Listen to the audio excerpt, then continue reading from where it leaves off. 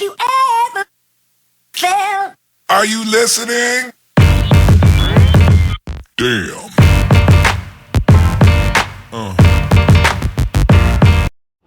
Just another day at the workshop.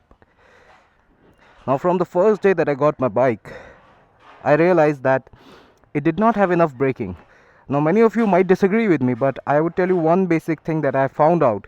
I figured out it had massive acceleration, it would throw you hard, but then it did not have enough power to stop you equal, to pull you back that much. So I started working on the brakes. The first thing that I did was, you'd see, this is the stock side.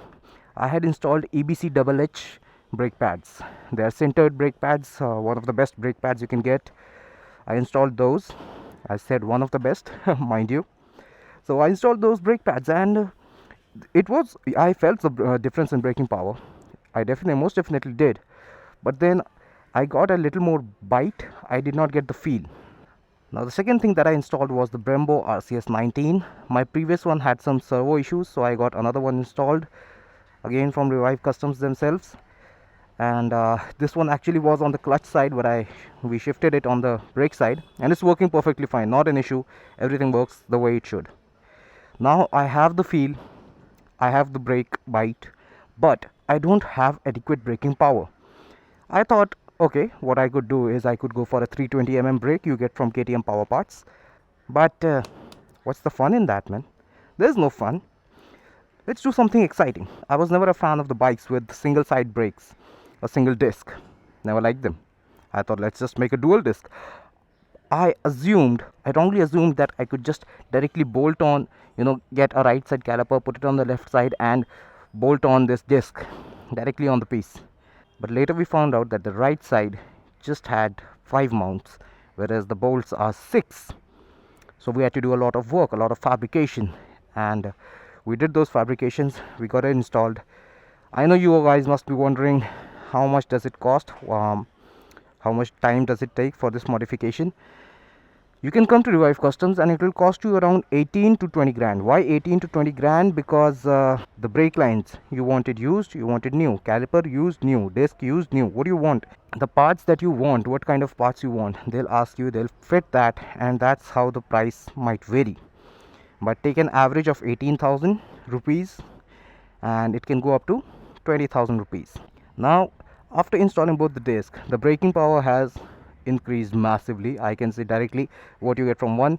Now you're getting 2 brakes. It's double braking. It's amazing.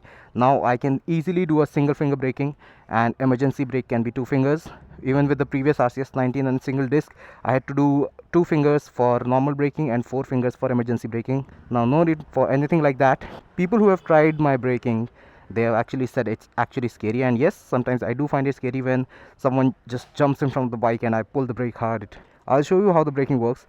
The major concern people had was if the ABS works. The ABS works perfectly. The wheel is one, that's why you just need one sensor. You don't need sensors on both the side. They don't move individually, they move as a single piece.